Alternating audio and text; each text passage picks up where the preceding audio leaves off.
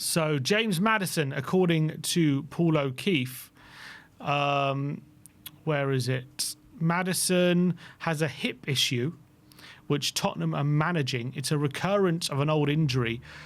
He is hopeful he makes the squad against Brentford. So obviously that would mean he's not had a pre-season if that's the first time he's going to be fit. That's extremely worrying, isn't it, Brian? You got off the back of, obviously he's come back from the ACL. He's played a couple of cameos at the back end of last season, which was fantastic. But I think all Spurs fans are hoping he has those cameos with a view of being, coming into pre-season, having a good pre-season, really building up his fitness, and then ready to go for the new season. But unfortunately, that doesn't seem to be the case, and that calls into question how much we can rely on him throughout the whole season, doesn't it, Brian? I mean, it's very worrying that he's picked up more injuries. Obviously, it can happen when you're recovering from an injury as serious as his one. We've seen it with other players. You have that injury, and that leads to other injuries when you're recovering because all those other muscles, some of the other muscles have been neglected in that time you're recovering and all that kind of stuff. So, I mean, it's not unexpected, but it is a concern, isn't it, Brian? So when I hear hip injury, there's one name that springs to my mind. That man would be Mr. Lamela. Yes. And we know only too well what happens with hip injuries. That may be not as worse as or bad as first feared or whatever. I think this is a really, really big concern. Because this guy is meant to be, for all intents and purposes, going to be our captain. The number one thing that should be dependent on the captaincy is availability, which we know throughout his career, and especially his time at Tottenham, this man can't give. On his day and when he's on form, he's brilliant. He is unplayable. He is superb. But those days are very, very few and far between. As a personality around the dressing room, as everything like that, he is incredible. But we're going into a time now with him, with this news coming out, because we got told he was staying at home for extra training, and he wasn't ready, and we want to manage his minutes. Now it's a hip injury, or a hip set, whatever you want to call it, a hip knock or whatever. If we don't see him tomorrow at all, what do us as Spurs fans start to think and believe? I think with Kulusevski being way off, Simmons obviously being very way off, there is a problem at number 10. And I don't mean Downing Street. Just yet. Yeah, you're right. With that is something that has been a concern for a while. Relying on Maddison, Xavi, and Hecke as our number 10 options for creativity, where none of them can really be relied upon this season. They've all got big problems. So what do? We need to probably sign one. Obviously, Conor Gallagher's been filling in there pre-season, and he played a bit there last season, but I don't think he inspires much confidence from a creativity standpoint. He's not really that kind. He's not really that kind of player. So, how do Tottenham address this issue without selling Maddison or Hecke or Xavi? Maybe we need to sell one of them, but no one's really going to buy one of them right now. Exactly. If we're talking about this window, or maybe no one's going to touch Hecke or Xavi. Maddison, would he generate interest? Don't know. Certainly, I believe Coventry would try and do all they could to try and bring him home and finish his career there, or one big move there. But can we, like we were talking about Solanke earlier, saying can we rely on this? In your heart of hearts, can we rely on Maddison to be available and dependable for the amount of time we need him? Not is he good enough, and on his day can he do the job? Will he be available? And if the answer to that question is no, and at Tottenham and they see that, then they've got to go out and get one. They've got to go out and get one. And the signs right now is it will be no, because he can't even play in pre-season at the moment. Exactly. How many pre-season games again are there till we? Is it 3 or is it 4 we've got? 3. And then it's go time. And then literally, but even if he is fit for that Brentford game, what kind of conditions is he going to be in? He's had no pre-season. He's off the back of an ACL. Is he going to be at his sharpest? Is he going to be, even if he's fit and available to play against Brentford, can we honestly sit here and say we're going to see Maddison at his best?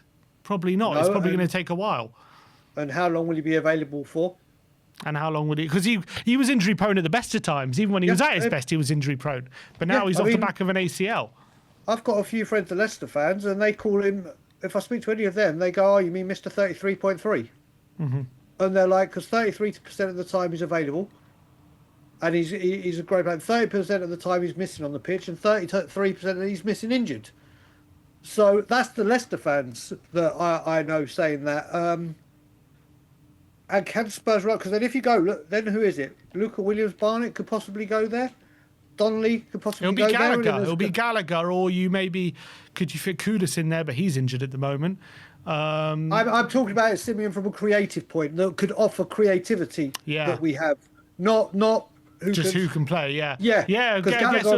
Williams-Barnett, I guess, would be.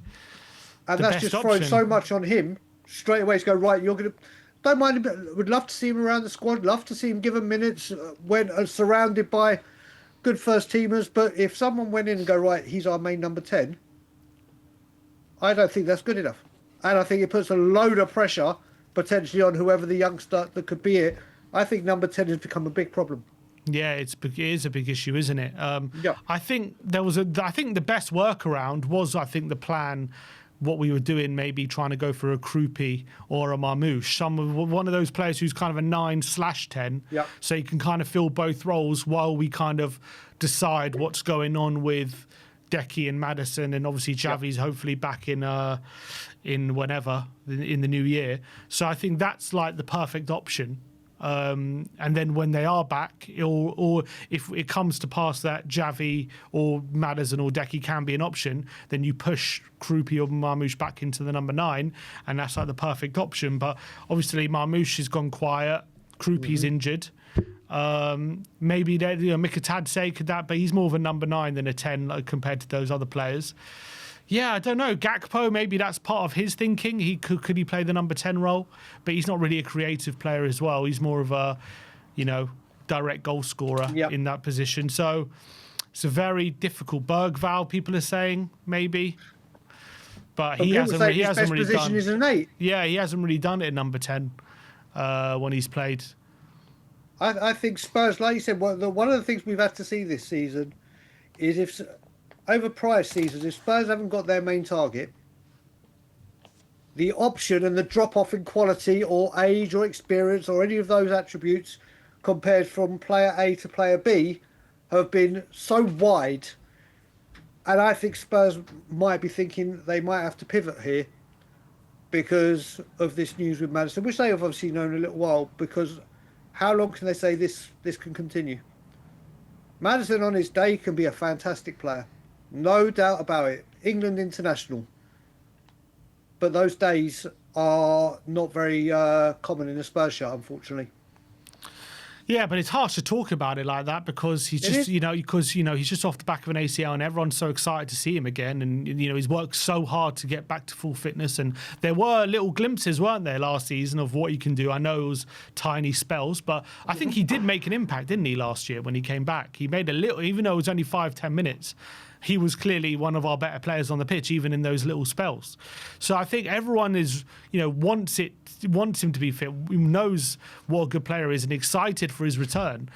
But, now with these more injury news, it's very frustrating and it's very concerning about what we do with that. It's just, I don't want to be negative about him because I want him to be our 10 for the season and be at his best. That's all we want. But how realistic that is starting to look less and less so by the day at the moment.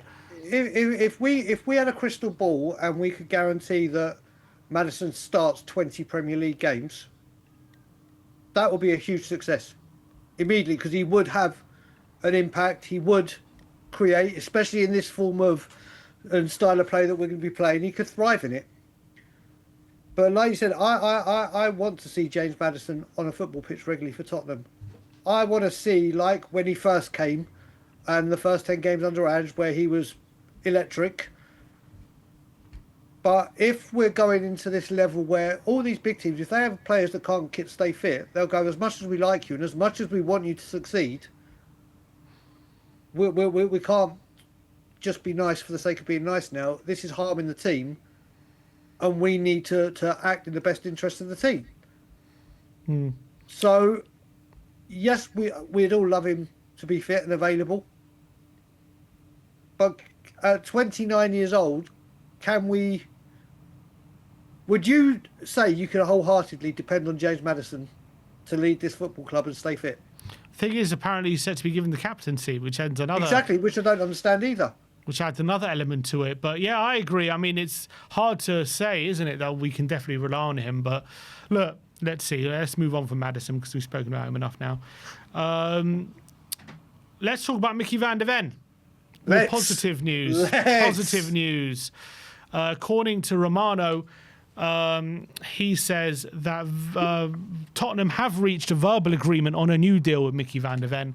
Same process as Pedro Porro, key player for De Zerbi and the club, never been for sale this summer. New contract with salary rise agreed at Tottenham. So all that we're waiting for is that official announcement for Mickey van der Ven now when it comes to his new contract. Brilliant news, isn't it, Brian?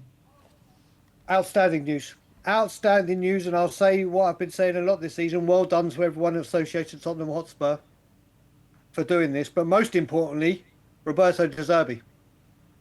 For obviously, he had checked out, like we saw Vertonghen had under Sherwood. But then once De Zerbi came in, we saw him back to what we know he can do. He's a massive cult hero, I'd say, at this football club already, let alone hero. He's adored. It's only very, very good news. And again, to see Spurs paying the big wages and getting this over the line, well done to everyone at the club. And I'm delighted to see him sign and put some more years on that contract. So if there ever is a time he wants to leave, it's going to be big, big, big, big money. I'm over the moon with this news. Yeah, I think him and Porro are two of the best pieces of business we could do this summer. Getting them down to big contracts, getting two very important players as part of the long-term project at Tottenham is absolutely crucial. I think Van der Ven, a lot of rumours about him in Liverpool and other clubs this summer. Obviously, he cut a forlorn figure at times last season, but he seems to have done a complete 180, and I'm absolutely delighted. And a motivated, switched-on Van der Ven is a top player and a top centre back, and I think he's even got another level to go. I think De Zerbi is the best manager to bring that out of him. So, absolutely delighted with that news that he's a verbally agreed contract. And the last story we're going to be talking about in the update is Jan Paul van Hecke. He has been speaking to Ali Gold, and there's a few little snippets that he's brought out, and he's been talking about his signings. He said, he's talking about De Zerbi. He says he reveals that he and De Zerbi used to get into a lot of arguments. He says at the beginning, we argued. It was because he had such a way of playing and I needed to get used to it. Sometimes you're arguing over things, but I think that's a nice thing in football because in the end, the manager wants the best and the players want the best and you push each other to the next level.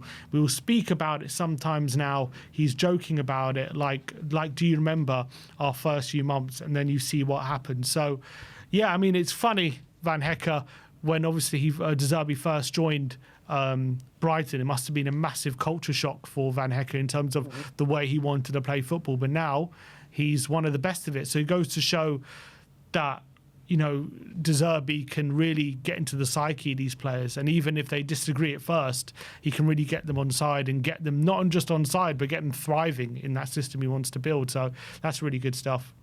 It is. I'm going to go back to the update and live feed stream you did a couple of days ago with Ben, when you did the De Zerbi comments from Ali Gold, talking about what he said in the press conference.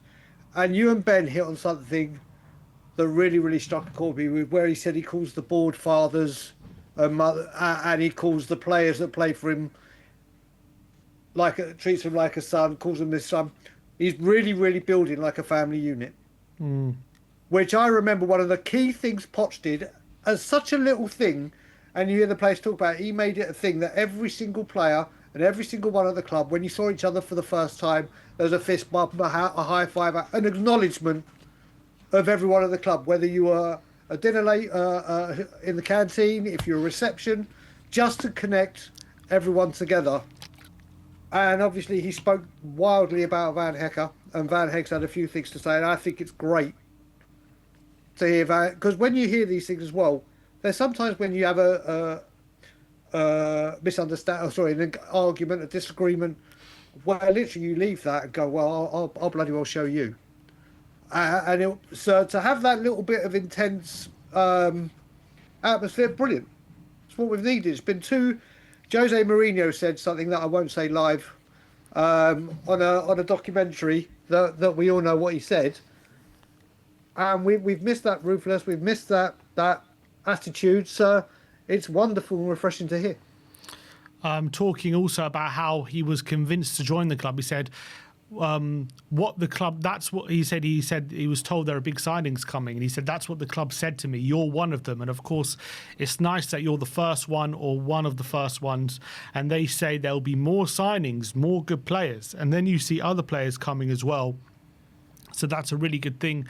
Tottenham needs to be back at the top, and that's what we're trying to do. Before I joined, Mickey told me that it's an amazing club, and when I came here, I could see straight away from the first day that it is a really big club. So Van Hecke promising, well, I don't know whether he's promising more big signings or he's saying he was promised big signings when he came in. Obviously, Fernandes and Tonali did come off the back of Van Hecke joining Tottenham, but you know, it's interesting that that's how a big way of us selling the project to these players, saying, look, we'll bring you in and you're not the only ones we're bringing in. We're getting a whole host of top talent and you're just a part of the puzzle. It's brilliant to hear. It's brilliant to hear. And we all know with certain players, mainly Harry Kane, where we've said, yup, we're going to match your ambition. Yeah. The big players coming. And then it turns out to be absolutely nothing of substance. And what an indication to Van Hecke to say, right, after we signed you, we're going to go smash our transfer record twice in a matter of hours, days, whatever you want to call it. I've our first £100 million player. That's the kind of, right, you're matching my ambition. This is what I was told. And obviously we need the front line, but it's good to see us following through with what we've said to certain players, and we look forward to seeing it happen with a certain front line. Yeah, absolutely. So let's hope there's more signings to come, and let's hope when we start that game against Brentford and when we end the window especially, we've got those forward players that everyone can be excited about. But that is all there is one little story, just an update on Manor Solomon quickly. Because there's just been a breaking news from Ynet News out in Israel. Israeli star Solomon will transfer tomorrow to West Ham from England's second division, ending his 3-year tenure at Tottenham. The fee could increase if West Ham are promoted, in which it would reach just under 10 million, which is about half of what Tottenham had hoped for. So it seems as though there has been a bit of a U-turn for West Ham when it comes to Manor Solomon, and he could be now set to make that move to the Hammers over the weekend. So it looks like Manor Solomon out of leaving Spurs, and West Ham have changed their minds after apparently the deal was put on hold for a time. So